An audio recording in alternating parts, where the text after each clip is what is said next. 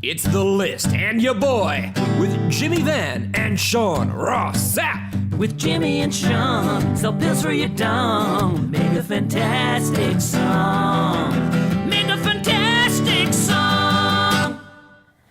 And we're live. What's up, you guys? It is December 23rd. This is going to be the last List in Your Boy of the year. Next week, we'll be bringing you the List in Your Girl. I think it's like number 5 or 6 with Denise Salcedo and myself. So, Jimmy, last time you're going to see the people this year. And it's the people. Yeah, the people. And it's on the landmark 197th episode of List in Your Boy. So how come you don't like surprises? It's not that I don't like surprises. It's just very counterproductive when you tweet stuff and you don't have a link to what you're talking about. We were talking off camera. I like to post a little teaser for the podcast, and I never tell Sean what the topics are going to be. Yeah. Yeah, because it makes a big difference in just telling me. Posting podcast link. And all that. My hair's all out of whack right now. Jimmy. Oh, you look fine. You look fine. I'm a busy man. Yeah, don't tell me. So, final episode of 2020. So my first kitchen to clean. Yeah. Oh, we're gonna get to that. So she came downstairs too afterwards, and strolled on in with a big smile on her face, and I was like, "Yeah, that's cute. You just cost me $280." So you legitimately didn't expect that to happen? No. So I was in her family room, and I told her I'm going to go down to the basement because the kids were just going to bed at that time. So I'm going to go down to the basement. She thought I was just going down there to watch a podcast. Yeah. She didn't know I was actually going to jump in. And so she decided to do that on a whim. Yeah, I told her that was really cute. Well, before we get into the show, guys, please leave a thumbs up. Please subscribe. Donate a super chat if you want your question or statement read on the air. That's very important to us. Get a couple plugs out of the way. Fightfulselect.com. Alex has done 2 shows this week already. He's going to do a third. My Q&A show goes up tomorrow. But we had some exclusive news and plans for the Christmas SmackDown. And we have some exclusive news on Liv Morgan. Earlier this year, I did the Brass Ring series where I asked a bunch of wrestlers who was working hard to improve, who do you think should be booked better, et cetera, et cetera. Liv Morgan was by far the most overwhelming name that was brought up to me. That is up on Fightful Select. We're still going to have exclusive news all week. And while you're here, we got a couple more plugs. Twitch.tv/Fightful Gaming. We're getting it kicked off this week. We're going to start some streaming. But also, we brought back Fightful Scraps. And some of you may say that sounds familiar. It's a clips channel we did a couple years ago. Over the past, really, 9-10 months, I have been slowly uploading on the back end of that, like hundreds and hundreds of clips. Right now, you can see the Epic Triggered 2020 compilation and the Shooting Softly compilation. It's youtube.com/Fightful Scraps. We're going to try to get to 1,000 subscribers ASAP. And then January 1st, I'm going to be rolling out clips for you guys. Lots of stuff going on, Jimmy. We got a lot going on. We do, yeah. Well, because it's the final episode for us of 2020, it's been a while, but I decided to have a beer on camera. Oh, wow. I gave Camilo a beer. He's got one, too. Real professional, guys. Yeah, says the man eating pizza on the holiday podcast, but we'll get there. And cookies. And cookies. Well. My first question for you is, do you have any New Year's resolutions for 21? No, I'm pretty much perfect. Okay, I got one for you. Okay. For 2021, I want Sean Ross Sapp to get the hell off of Reddit.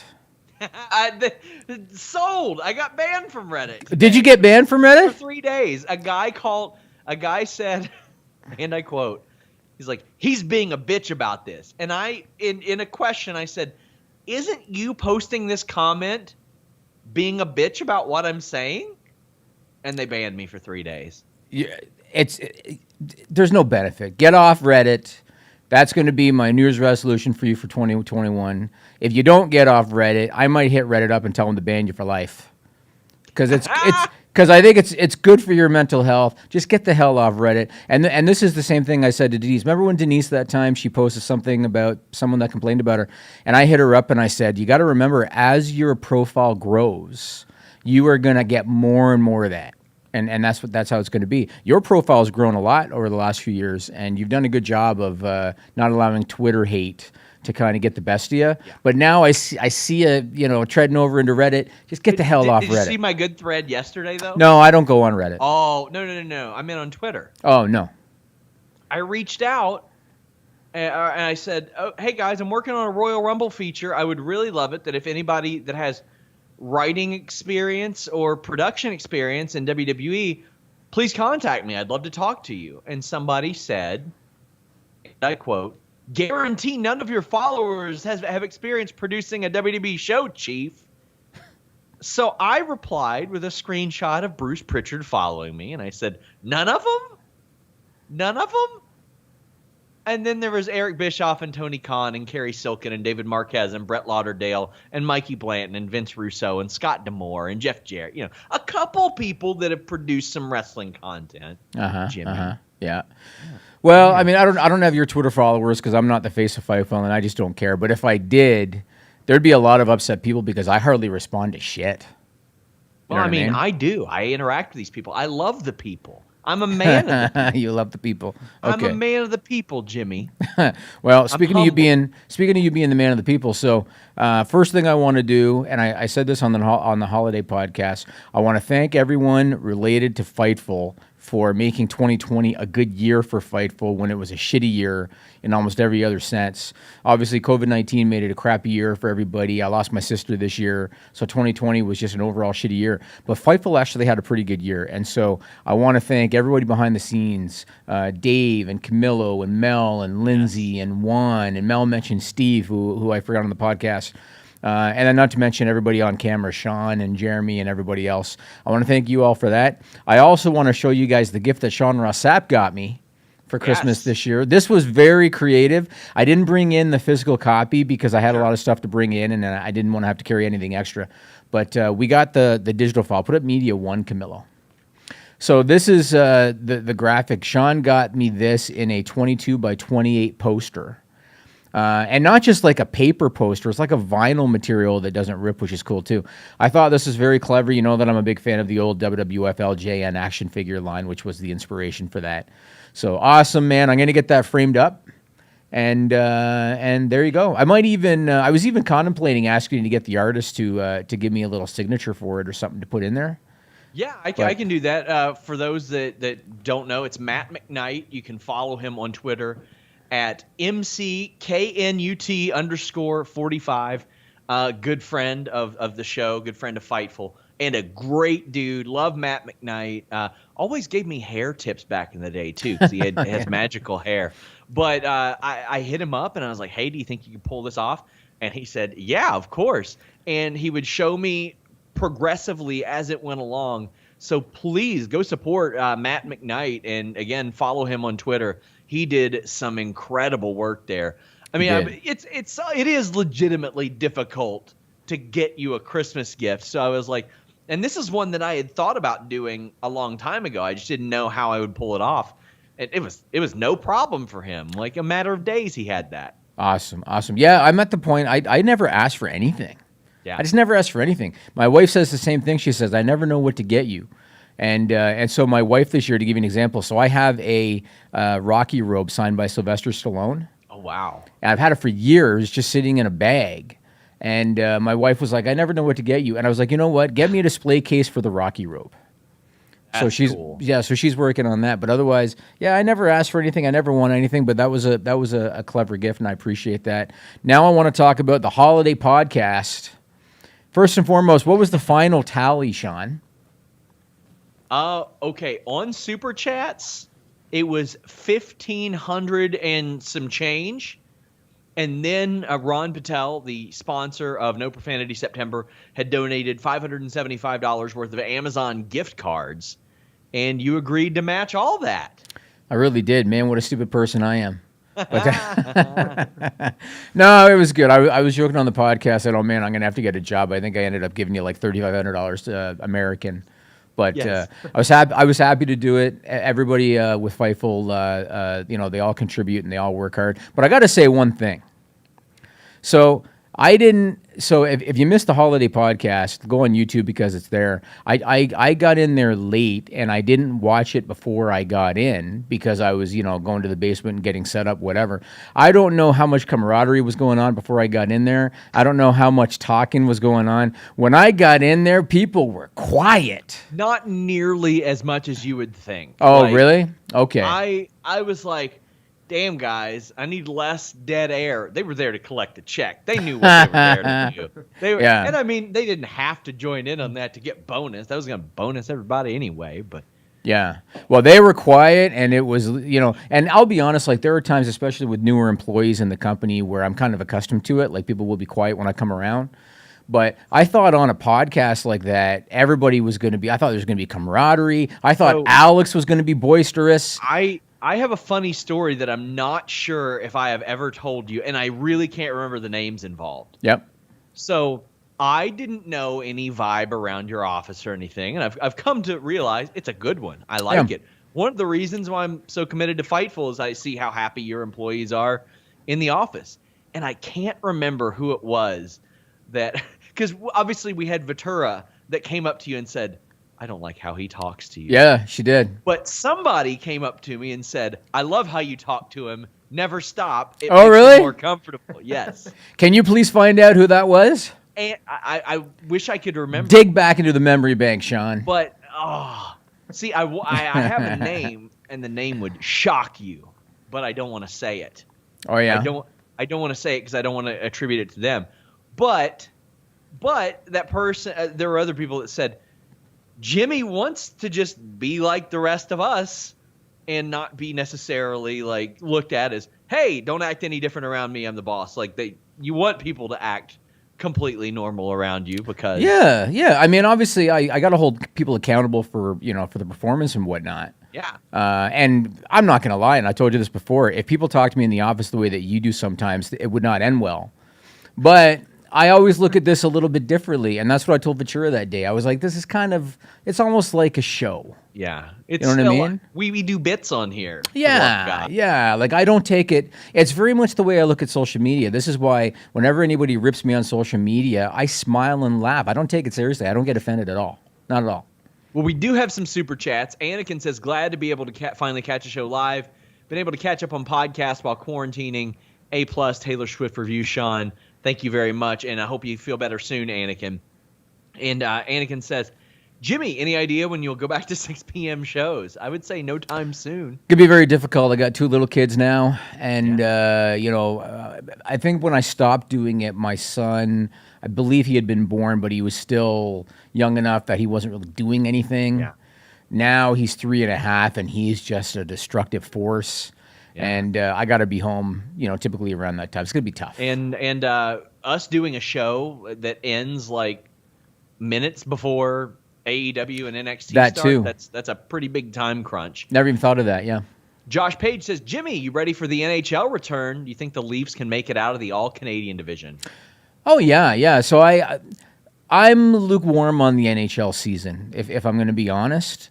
They're doing the best they can with what they have. I haven't been a big fan of COVID sports, if you want to call it that, because, and again, I don't want to disrespect any of the players because they all play hard, but if you look at the Stanley Cup, for an example, a lot of players chose to sit out. And I look at it like, is it really best on best when some chose? I mean, the Bruins' best goalie chose to sit out in the playoffs. Yeah. Tuukka Rask. It's hard for me to look at it, and now the province of Ontario in Canada, it doesn't look like they're going to allow games. The province of British Columbia is not going to allow games. Quebec's not going to allow games. So they're probably going to have to do a Canadian hub again, a hub city. It's not the same. So I'll check it out, but I'm not overly excited. But to answer your question, the Leafs will probably win the Canadian division, I believe.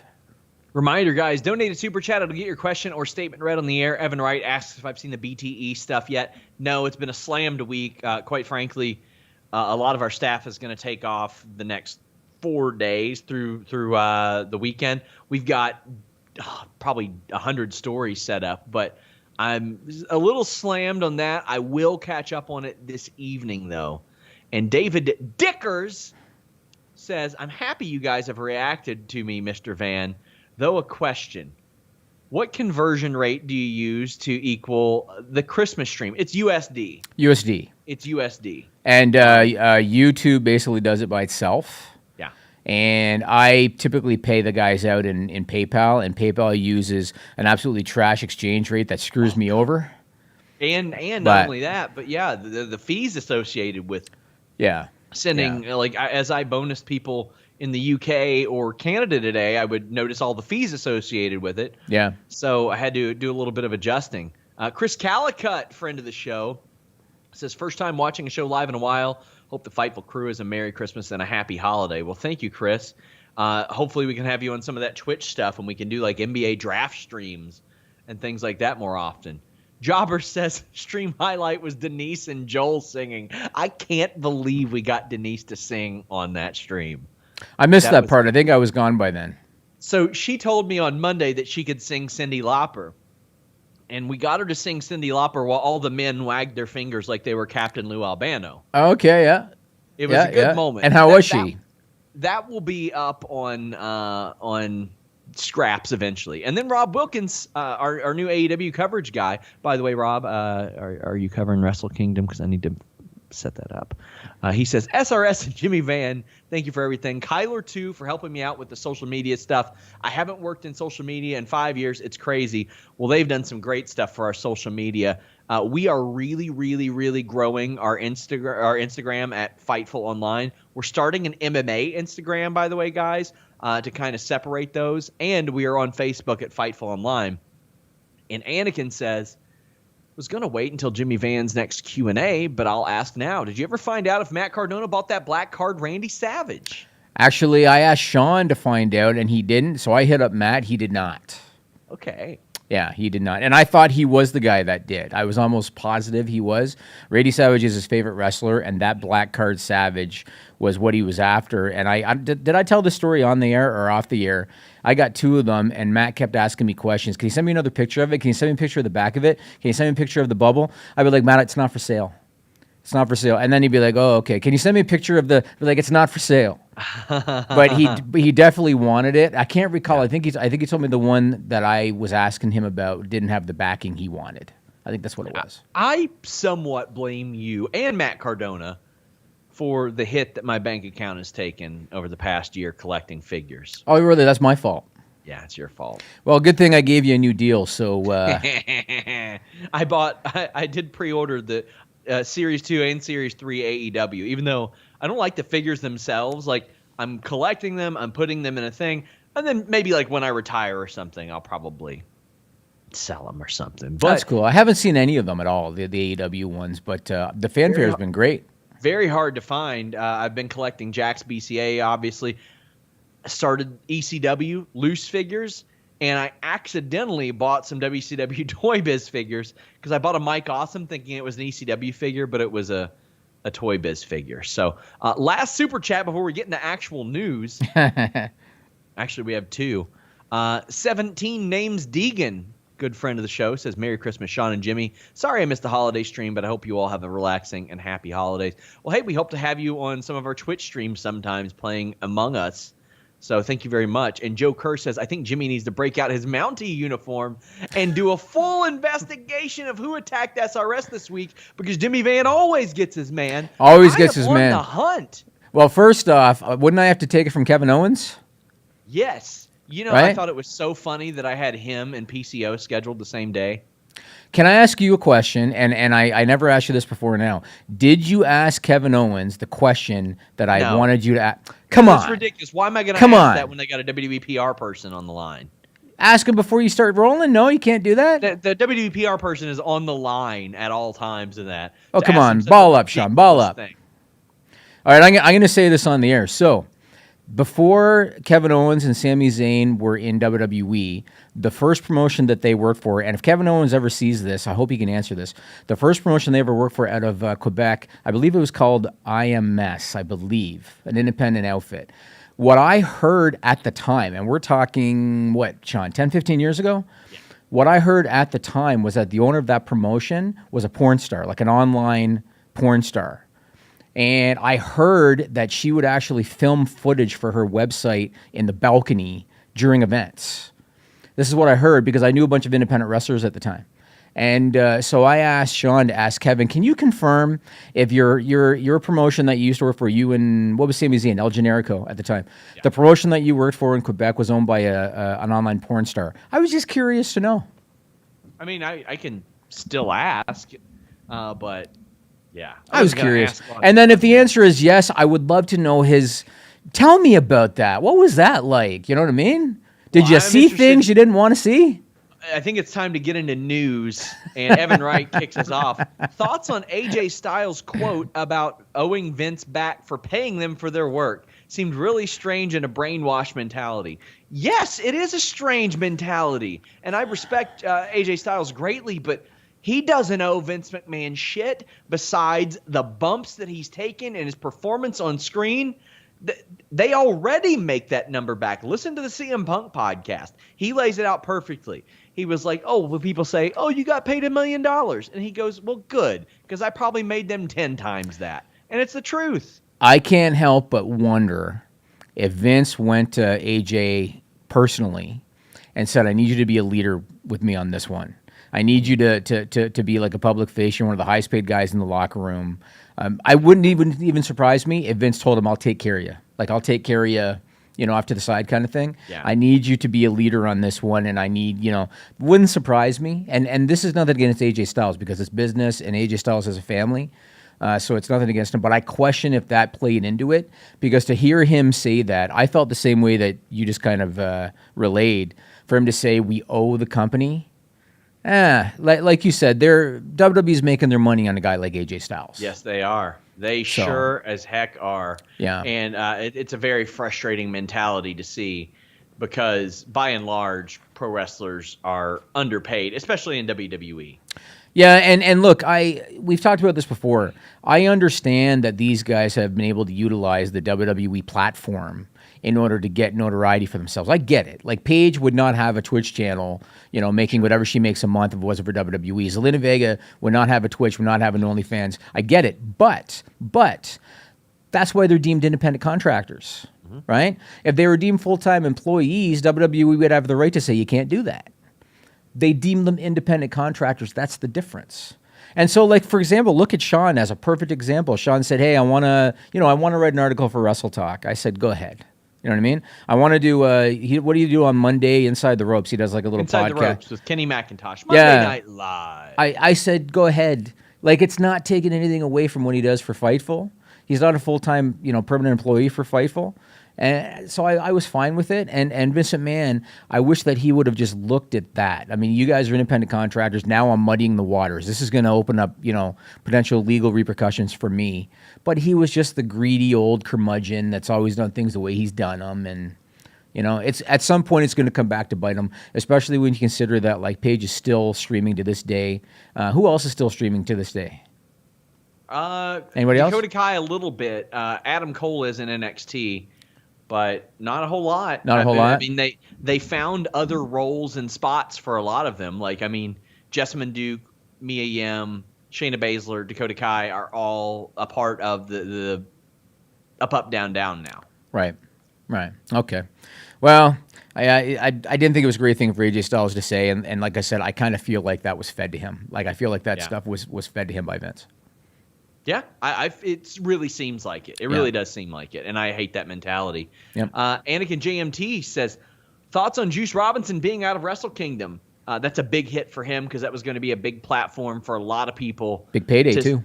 Yeah, and a big payday to see what he can do because he is really one of the most dynamic characters in Japan right now and has shown what he can do outside of WWE. All right, let's start by talking about the Rumble. Because that's the next big event in WWE now, and one of the best of the year, one of my favorites, one of everybody's favorites, I imagine. So I feel like when you look at, who are the favorites? Who are the favorites on the men's side? Who are the favorites on the women's side? I think the women's side is much more cut and dry than the men's side. And the first thing that I look at is I look at the brands. What brand needs this the most to create a challenger for WrestleMania? When it comes to the women's side, you tell me if you think I'm right or wrong. I feel like SmackDown needs it more. Because Raw's got Asuka Charlotte, and it seems like they're going to eventually split. and Charlotte's probably going to challenge her for the title at Mania. That's how it looks like it's probably going to happen. That leaves the SmackDown Women's title wide open. So when you look at the SmackDown roster, Bianca Belair seems like the logical choice, unless they go back to Bayley and Sasha again. Otherwise, it looks like it'd be Bianca Belair. Oh, and I think there's an honorable mention that I would include, and that's Rhea Ripley would be my honorable mention. What are your thoughts on the women's side in terms of who you think the favorite would be for the Rumble?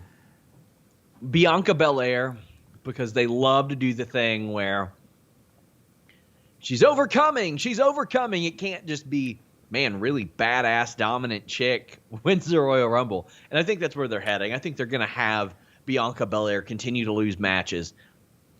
Bayley, I think she'll probably lose. I think she'll probably lose at least two more matches between now and the Rumble, and they'll be like, "Oh, she's gonna have to overcome. She's been on a slow streak of lately after winning so many matches." And then they'll have her win. So that's the way I'm leaning. Great way to prop her up for Stardom, huh? Yeah, and so frustrating. Well, the men's side for me is a little bit. The water's a little bit more muddied on the men's side. So again, first I look at what brand needs it more, and I think it's pretty much they're on the same level, because when you look at Raw, I think Drew Sheamus will have played out by Mania, or even by the Rumble potentially. Yeah. And so Drew Sheamus, saying, "Oh, Sheamus will win because then there's your match with Drew." I don't know. The storyline's going to play out by then, I think. Then when you look at the SmackDown side, Roman's going to be done, but with Kevin Owens by then. There's rumors about him and Daniel Bryan. That'll probably be done by then, by Mania anyway. So it's a little bit more muddied. There are rumors about matches being considered for WrestleMania 37, and I don't know if you've heard anything about the validity to this. Two of the rumored matches are Roman Reigns, Bill Goldberg, which makes sense because Goldberg has already been on WWE-produced shows kind of hinting at it. The other one that's been rumored is a triple threat: Drew McIntyre, Brock Lesnar, Keith Lee. If there's any truth to that at all, then it sounds to me like they might do the double winner thing with Keith Lee and Brock Lesnar, where they both go over and touch the floor at the same time. What do you think? Well, let me tell you, that spot is very hard to pull off, as we've seen in the past, unless they're not trying to. The hit rate on that, Brett and Luger did it right. Rock and Big Show didn't, and they were supposed to. And Hogan and Orndorff was all right. Hogan and Orndorff was all right. But, I mean, specifically for the Rumble. Yeah. Batista and Cena weren't supposed to do it. Yep. And did it better than anybody. Yep. So I think it's a possibility. I wouldn't mind that at all. But I would love to see Keith Lee involved in that match. To me, the Royal Rumble, it's a way to help launch somebody and make them like, oh shit, they won the Royal Rumble. Right. Like that's and I'm getting giddy about it because I love the Royal Rumble. I do too. I've got like 6,000-7,000 words ready to go. I'm going to produce a video about all the people I've talked to about this. I'm going to have dozens of scoops on Fightful Select about past Royal Rumbles up there. There's such a feeling of optimism around this match, and it's because you can take somebody and make them in this match. You just make them. Even if they have had shitty booking, you can make them in this match, and they stand a chance, and I love that. Every year they would have that spot where one guy eliminated a lot of people, like they had Nash do it one year, Kane did it one year, Brock Lesnar did it last year. There's always one guy. It seems like that might be a place for a Big E or for Keith Lee, unless they do something like, Big E's in the Intercontinental picture. Maybe they'll do it to set him up for next year, but he's not ready for the main event spot yet. Lars Sullivan, he hasn't even been on TV in a while, but he's the kind of guy that Vince McMahon will put in that position. There aren't a lot of other guys. Braun Strowman would be the other one, because I saw pictures of him on social media where he's looking pretty jacked and he's ready to come back. Maybe they'd use that as a launching pad for him. But, we'll see. I don't know. I mean, when you look at the possibilities, Keith Lee and Brock going over at the same time, at least it'd be a little bit different from what they've done in recent years. Almost anybody else, I just don't know if there'd be as much interest in them anymore. Sure as hell not Brock or Goldberg, that's for sure. Yeah. I don't want Goldberg anywhere near the title picture. And I mean, I wouldn't mind him see him face Reigns for the title at Rumble and then losing, but right. Yeah. Right. All right. Well, speaking about Bianca Belair, there's been some controversy online a little bit as you kind of just mentioned about her loss to Bayley on SmackDown last week, not too dissimilar from Keith Lee losing to Miz and Morrison. And how I tried to explain that when you're grooming somebody for a top spot, you're supposed to protect them when you're grooming them. And if you're grooming Bianca for a top spot, you're supposed to protect her. And again, like we've talked about, I think that too many people they're just a little bit too accepting. And so they look at it like, oh, well, Bayley was the champion for a year, so it's fine. Forgetting that she hadn't won a match in 4 months, Sean? She lost by submission to Natalya. And the match that let her get over the losing streak was to Bianca, who's supposed to be this rising star that you've attached a rocket to. It doesn't make a whole lot of sense to me. So here's a question that I want to ask, and I'll let you answer it if you can. Okay. Maybe people in the chat can if you can't. If the creative is fine, as some people are suggesting, if some of the loyalists are suggesting, if Bianca's being handled fine, Keith Lee's being handled fine, everything's being handled fine, how do you explain WWE hitting the all-time low in rating last week? This week it wasn't a ton better. I think they did 1.69 million viewers. The key demo was up from last week. But how do you explain popularity being at an all-time low if everybody is being handled creatively as well as some people suggest that that's happening? Well, there's no reason. Well, here's the thing. People will say, well, tell me about the YouTube numbers. Well, God damn it, I can. I run gigantic audits on that stuff every year. We include them in our ratings wrap-ups every single week. They're doing pretty good right now on YouTube. Not terrible numbers. But that is not where you want people to be ingesting your show ideally. You want them to be watching live on Monday nights, because that reflects better on advertising. That's where you're getting paid. Exactly. $265 million a year by USA. Exactly. And as a man once said, they got to make that money back for their boss. So maybe Vince should. Yes, they do, Sean. Yes, they do. I'm referring to AJ Styles. Oh, okay. They got to make that money. I thought you were talking about your new contract. Yeah, right. I make way more than that for Fightful. Okay, I'll send you the weekly reports. Way more. Well, and then I'll send you the Patreon amount and the YouTube amount. Oh my God! And that's all in the weekly reports. I'll keep just rolling that printing press out there for you, Jimmy. Yeah, you're gonna roll your chair back off screen when I send you the weekly reports. And then I'll be like, damn, where are all these losses coming from? Yeah. Damn. Oh shit! This guy, Shaq, you gotta pull your weight. Buddy. This guy named SRS. What the hell is going on with that one? Oh my God! As if. Anyway, the creative is not good. It's not good. And here's the thing that I point at, Jimmy. 1 year ago, AEW were doing less viewers than they're doing now. 1 year ago. 1 year ago, WWE Raw was doing significantly more viewers than it's doing now. Yeah. If it were anything about the circumstances of the times, we would see more of a similar trend with both of those. But this is direct competition targeting a lot of the same people, Jimmy. Yeah, except the demos are just different. And something else I wanted to mention, because I've seen some people on social media talk about, why are they talking about demos all of a sudden? They never used to talk about demos. You and I on this podcast have talked demos forever. Like, this is not a new conversation. We've talked about it forever. And one of the reasons I've always talked about it is because if you look at the rankings, they rank by demo. And they have ranked by demo for years. They don't rank by viewership. They rank by demo. And they do that because that's what advertisers care about the most. Whenever you look at the rankings, you'll see that a lot of the new shows that skew old, their viewership is double Raw. Some of them. Yeah. Double. Some of them are triple the viewership of Raw. But they rank lower because no one gives a shit if the average viewer is 62 years old. You know what I'm saying? Yeah. That's why the demos are important. And one of the reasons that WWE should be very concerned is that the demo that they do the highest rating in typically is 50 plus. Yeah. That's typically the demo that they do the highest rating in. They should be very concerned because 10 years from now, if they continue to skew older and if they continue to drop off with younger viewers, what's going to happen 10 years from now? You know what I mean? So, and that's why they keep bringing back the same old people. That's why they keep relying on this stuff. Right. It is a very frustrating thing to see. We have a bunch of super chats. Nerd Guru says, Bianca and Keith winning the Rumbles is the way.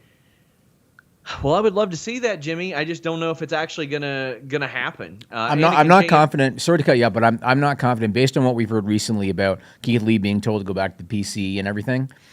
I'm not confident that Vince has enough confidence in him, which is why the idea of Keith and Brock going over at the same time makes sense because Brock is Vince's boy.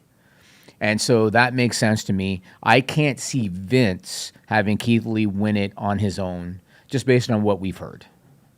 Yeah, Anakin says, from Throwback, Merry Christmas, everyone. Thank you, Fightful, Rob, and Sean, for everything you've done for me this year. Fightful has saved my life. Well, we appreciate you very much. Glad to hear from you and hope you have a good Christmas. David Dickers says, ideal winners for the Men's Rumble, Ali or Cesaro. I said ideal, not something that will ever happen. Yeah. Women is Bianca, 100%. Yeah, neither one of those is happening. Not at all. No, Ali's going to be out quick. Cesaro might not even be in it. You know what I mean? Yeah. Depending, because they got a lot of talent. So I guess we'll see. One other thing I wanted to mention, and I don't want to completely shit on Raw or on WWE, but I just want to give an example because this is something that I noticed watching Raw on Monday, and it comes back to issues with creative. It comes back to no planning, repetition, all of that. There were 3 different groups on one show, 3 different groups that teased dissension. Mm-hmm. And I watched that thinking, how was the right hand not talking to the left hand on this stuff? You had AJ Styles, the main event. AJ Styles, Miz and Morrison, they're teasing dissension. Sheamus and Keith Lee, they're teasing dissension. Peyton Royce and Lacey Evans, they're teasing dissension. Plus, you're doing the slow tease with the Hurt Business. You got, Cedric cutting guys off, and you got the others kind of looking at each other. Then up until recently, Shayna Baszler and Nia Jax were teasing dissension because lately they haven't, but they were initially. It's just the same old thing. It's like nobody can get along in WWE for some reason. There's something in the water. They can't get along, Sean. It's like they don't know how to book tag team wrestling or teams or anything like that, and they've got so many good ones. Like when people say, "Oh, they don't have any," and then I list a bunch, and they're like, "Yeah, well that doesn't count because no, it doesn't count because WWE doesn't book them accordingly," and it can be an attraction. It is an attraction. It's a very cheap attraction for them to do. I know a lot of people are like, "Well, you got to pay them double." Well, you know what? Teams can wrestle in singles matches, tag team matches. You can get a lot more versatility on them, and it's very easy to do. It's very easy to relate to a tag team. Everybody's had a brother, a sister, a father, a friend that they want to team with and win the tag team titles with. They want to share that joy, and WWE doesn't seem to want to share that joy. But Jimmy, I want to share the joy of delicious, healthy cereal with our audience. I saw a good tweet from Chris Van Vliet that said, it's not about what you eat between Thanksgiving and Christmas. It's about what you eat between Christmas and Thanksgiving. And Christmas is about to wrap up. So check out MagicSpoon.com. Cereal is one of the best parts about waking up, and especially being a kid.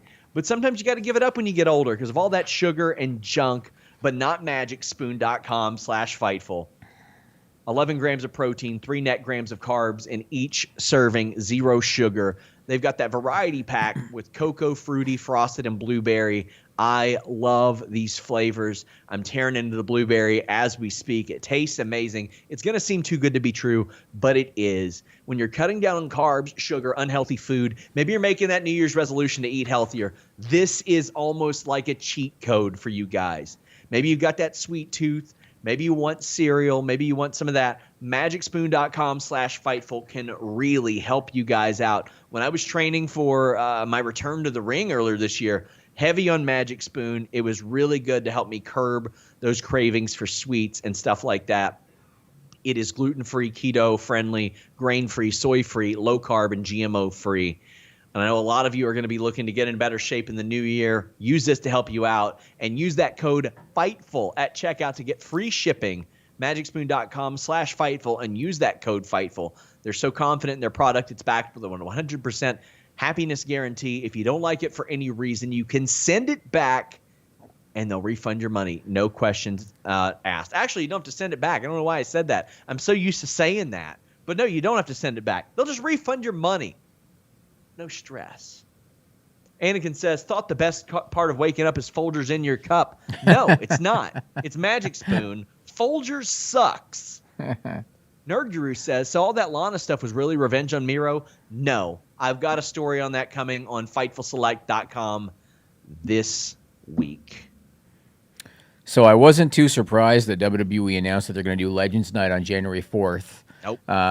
Because that's Vince McMahon's MO. When the rating is down, you bring back the old guys, try to pop a number. So they can be seen backstage, standing around, and maybe, well, no, the Street Profits aren't there, but usually they would just have the Street Profits show up and go, "We want the smoke," and they'd all dance, and they'd say the same line over and over again, and those people would have no bearing on the show whatsoever. Somebody's going to pin R-Truth. Someone's going to pin R-Truth. They'll win the title. By the end of the show, he'll win it back. That's probably going to happen. Now, what did surprise me was that they didn't really do anything on Raw to address the number. Like, they didn't really change anything. There wasn't any new big angle or anything. They kind of stuck with the old, and they kind of related on the post-pay-per-view bump from TLC to get the number up. And so that kind of leads me to what I think could be a problem. And this is not too dissimilar from their demo skewing old. Yeah. What are they going to do 10 or 20 years from now? If WWE is even around in 20 years, because you never know. But let's assume they are. What are they going to do 10 or 20 years from now when they feel they need to pop a rating, but now you can't call Hulk Hogan, you can't call Ric Flair, you can't call these guys from the past, and you haven't built any new stars? What are you going to do? Are you going to just call John Cena every single time? You know what I'm saying? Yeah, they probably will. This is part of the problem, yeah. Because who else are you going to call? Are you going to call a 65-year-old Chris Jericho in 15 years? You know what I'm saying? I'm sure they'll try, and well, I think by then Vince will be probably out or gone. Yeah, but even if he is, like, do you think Hunter, would have figured out a different way of doing things? Because I'm seeing more and more of Vince in him, Yeah, I to that within NXT either. We don't see nearly as much of that in NXT right now. So I don't think it will happen as much if Hunter takes over. But, I mean, that's part of the thing that has to change. Like, it's okay to bring those people back. It's just you have to prop up the people that you're with to look as good or better than them a significant amount of the time. And a significant amount of the time, it doesn't happen. And really, we've seen this for a while. It's funny, Jimmy, because in 2012, when it was happening to Heath Slater, it was very funny and entertaining. And it fit for him because Heath Slater didn't lose a damn thing by getting beat up by Vader and Road Warrior Animal and Sid. It made him more entertaining. Yep, that was his gimmick. He's not a top guy. Yep. And it was great. He got pinned by Lita, and everybody was like, oh, awesome. And it was.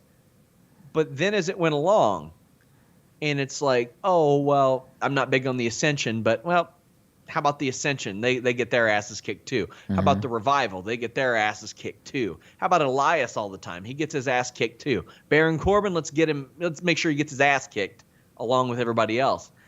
The current people are very rarely propped up higher. Randy Orton and The Fiend.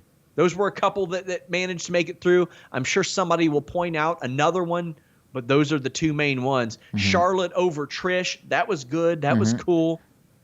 But, I mean, that's why those three are where they are, and everybody else is way down here. Well, one thing I'm starting to notice more and more is I'm noticing that more WWE talent is talking publicly about their frustrations.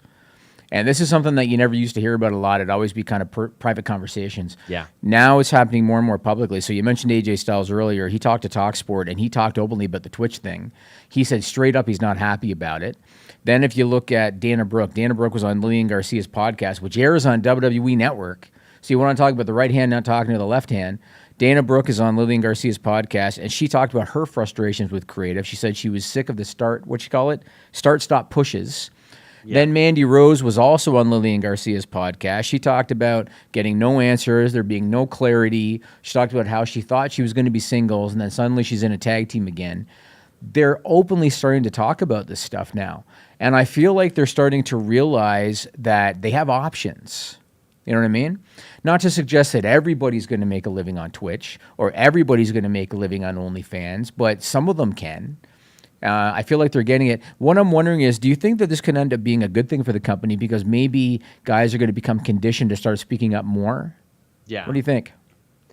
Yeah, especially when you've got people being reminded over and over again.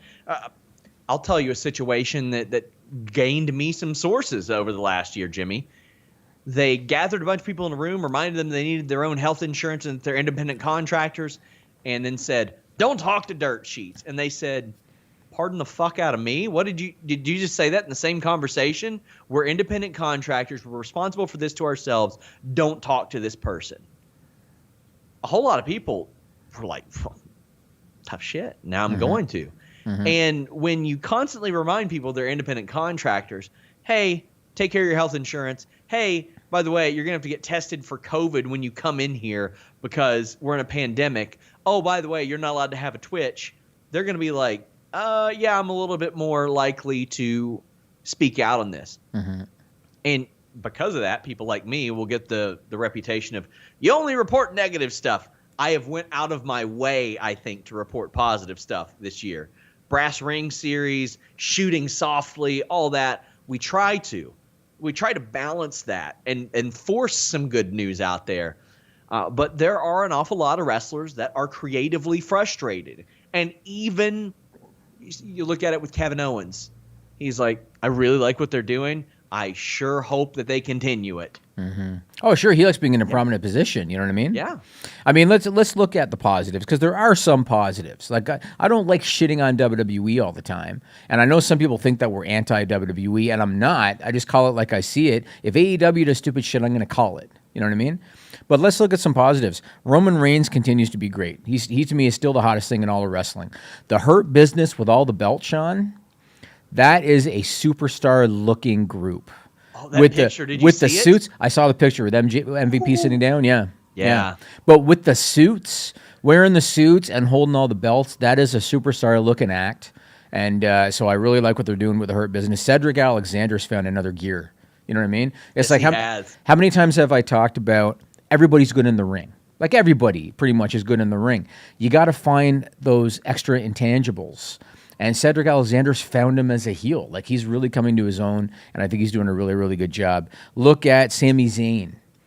Sami Zayn's freaking great now. He is this generation's Owen Hart to me because he's got the comedy to go with being good in the ring. Now he's got the Sammy Award. Tell me that's not an ode to Owen Hart.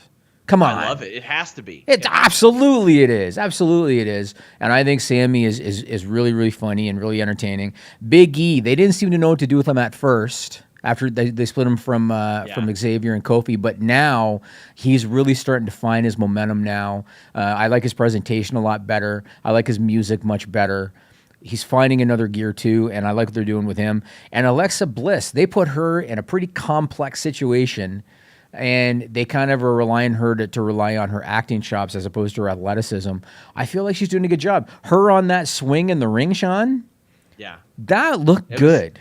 See, that's one of the benefits, the bittersweet benefits of the situation we're in. They can do really creative editing like that. Yes. And that was pretty cool. I liked it when they did it with Sue Young on Impact. I like, which I've got a few more. I think I posted a select exclusive on that this week. You did. As well. Yeah, you did. Yeah. Also, I liked it when they did it with Ethan Page and the Karate Man. I thought that was really cool on Impact. They're getting creative, and that's what you have to do. I just want to see that creativity spread out across the show. Yeah, I agree. I think she's doing a pretty good job, too. And that leads me to Randy Orton at TLC. Now, I am assuming that he might have wore the shirt and pants to protect himself. I'm assuming he might have wore it to protect himself from the heat and to protect himself from, potentially touching the flames or whatever. But he sold me a ticket, whether it was inadvertent or not, because it might have been inadvertent. He sold me a ticket because when he came out in pants, and the dude is never in pants, ever. Yeah, I know. So when he came do out, anything to pop a rating, Jimmy. Yeah, right.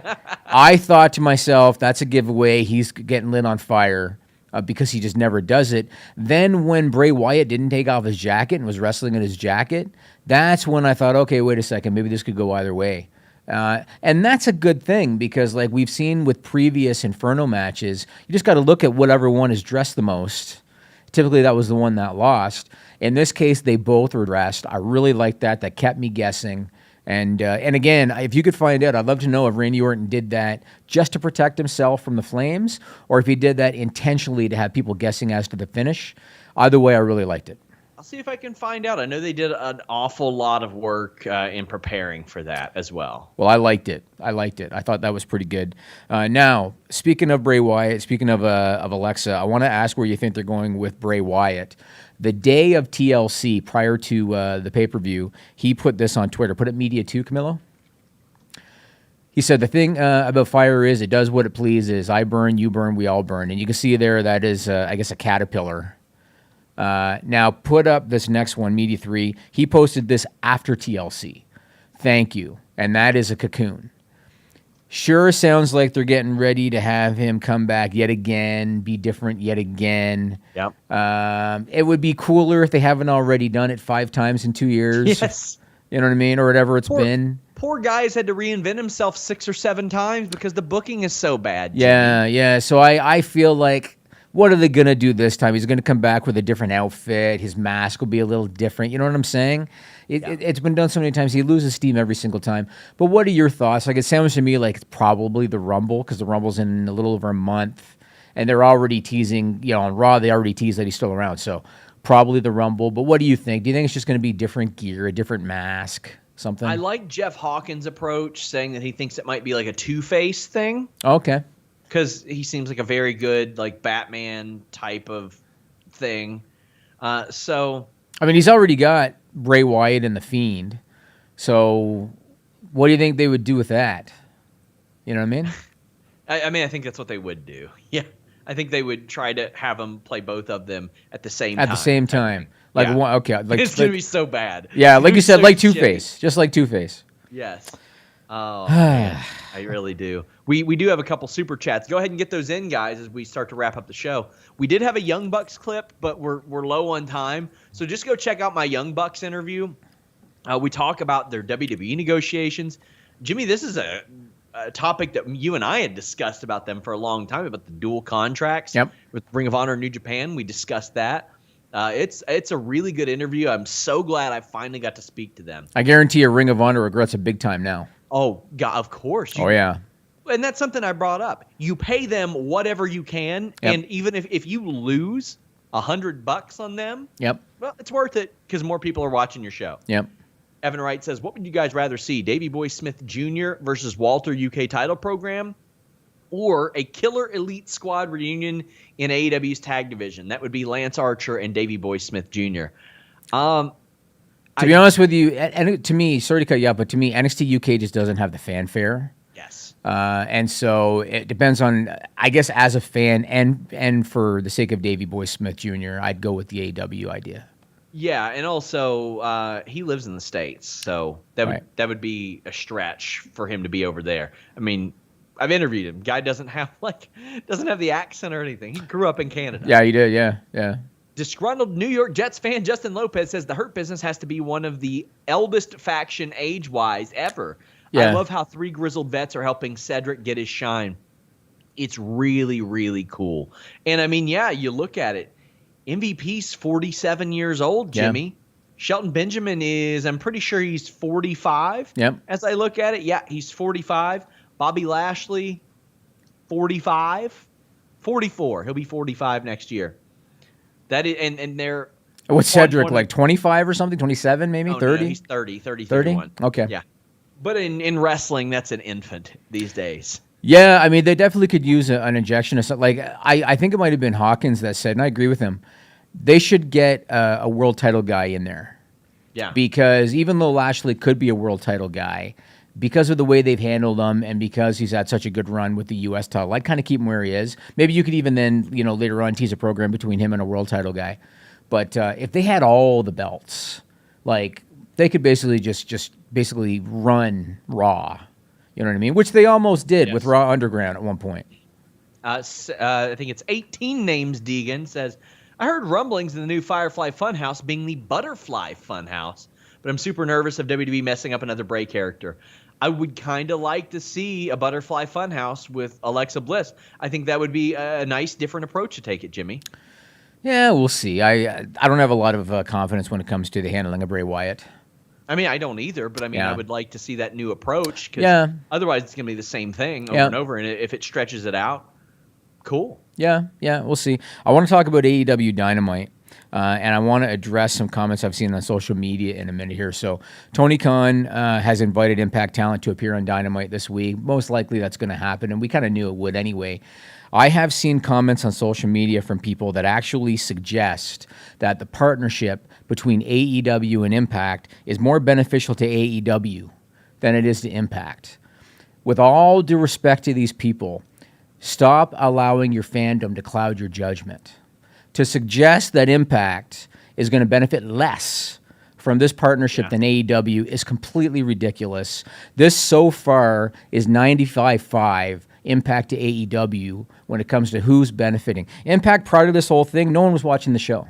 Nobody was watching the show. Had no buzz whatsoever. And what you're seeing now is a result of what AEW has given to them. And outside of them getting access to that tape library like I've talked about, there is nothing that Impact can offer AEW that is more valuable than that time slot on TNT on Wednesday nights at 8 o'clock. There is nothing Impact can offer them outside that tape library that's valuable. And people can say, oh, now we're going to see Jordan Grace on Dynamite. Jordan Grace on Dynamite is not as valuable as the TV time that you're going to give to Jordan Grace. And that's business, and that's a fact. But also, Jordan Grace's deal is up in a few months. And if you land Jordan Grace because of this... No, I mean, you're right, and that's one example. But, like, take any example under contract with Impact.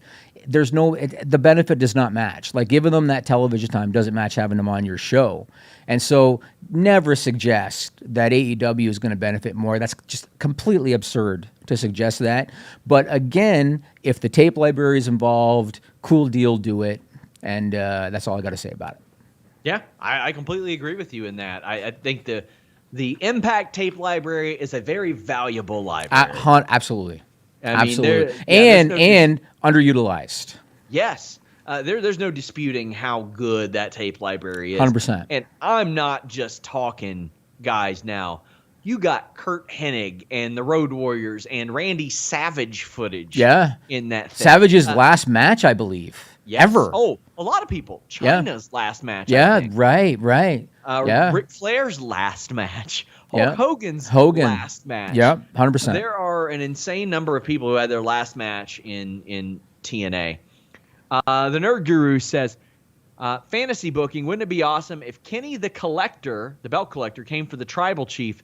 The two hottest things in wrestling would be money. Yeah, that would sell an absurd number of pay-per-view buys. Would be incredible.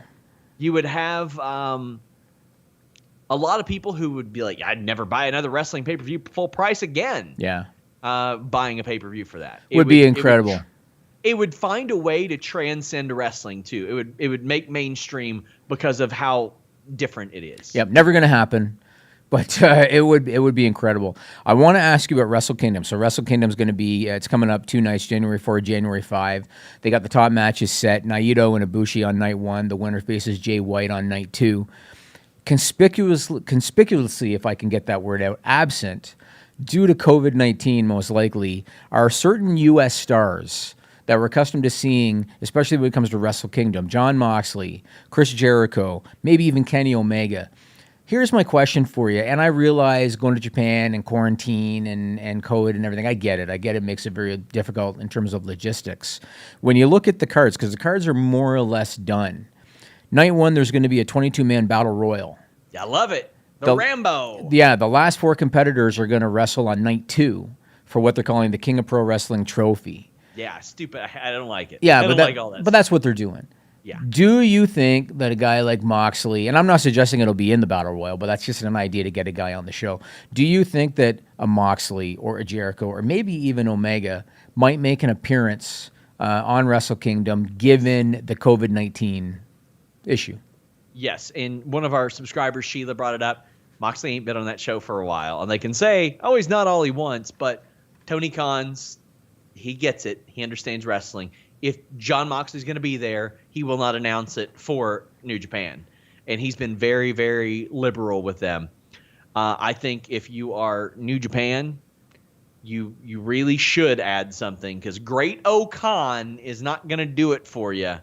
You gotta just keep adding and maximize this right now, because you are on an island of your own as far as super, super buzzworthy type of stuff. Well, okay, maybe not, because they've got New Year's Evil and and Beach Break coming up, and the December 30th show. So it will be a busy couple weeks, but Wrestle Kingdom transcends all that stuff and is very special. But I think that they gotta get the title off Moxley. That's gotta happen. He's had it for so long and not been able to do anything. I can't believe they didn't figure out a way to do it at the Strong tapings. Just let him go in, work a triple threat match. Kenta's in the U.S. at the time. Have him drop the title. I know that Khan doesn't want guys working on U.S. soil. Sure. But, I mean, if that's the concession you have to make, I'd be like, John, be a little safe, buddy. Right. Do a triple threat match. Don't eat the pin. Right. And we'll make it work. And the thing, too, when you look at Omega's character right now, and I understand he's your champion, you want him on your show, but at the same time, they're taping. Aren't they taping every other week? Like, they're not live every single week right now, right? On what? On Dynamite. Oh, yes, correct. So if they needed to, don't you think that if they really want to get this Omega co-promotional character over, wouldn't it make sense? So, he's been on Impact, he was in AAA. Wouldn't it make sense to have him show up on Wrestle Kingdom with the AEW championship? You know what I mean? If New Japan even would be open to it, and why wouldn't they be? It would make sense to do it. And I understand quarantining and everything. Yeah. You're taping every other week. Tape as much footage with Omega as you can to kind of cover you when you're not live. It could be done. I guess it comes down to what kind of value does Tony Khan see in having that footage, and in exchange for that, you don't have your top guy live on your show for a week or two. Yeah. If it was me, it's a trade-off because you want to get a deal with New Japan anyway. And so if you can offer them your top guy and then you can continue that character, it makes sense to me to want to do it. Yeah, I completely agree. I agree. You got to do that, and you want to have a relationship with New Japan, right? AEW and New Japan should want to work together. Guys, please leave a thumbs up. Please subscribe. Please tap the bell for notifications. We got the list goes on coming up after this, Jimmy. Yeah, we're going to talk about Kevin Owens. We're going to talk about Ben Askren, and you know why. We're going to talk about rumors about Tyron Woodley. We're going to talk about the new Icon series coming up on the network, some trademark news. Got some stuff we're going to talk about on the list goes on. Evan Wright sends a super chat, and he says, if Omega's going to be in Japan, he's going to be after the main title, and I think Ibushi being the IWGP champ would make the most sense. That match would be insane. It's a story. He already teased it, too. Did you hear about the interview Omega did? Yes. He said, if not for the Good Brothers, I'd still be toiling in New Japan like Ibushi. Yep. That's what he said. What an amazing story that would be. Guys, our NXT AEW review is going to be really late tonight because AEW does not start until like roughly 10 p.m. Eastern. Awesome. Let's see if a certain somebody does a comparison with the ratings next week and tries to make like it's an equal comparison when Dynamite's in a different time slot. On. Until next time, guys, we're out. Subscribe to Fightful on YouTube for the latest exclusive podcasts, interviews, and news across boxing, MMA, and pro wrestling.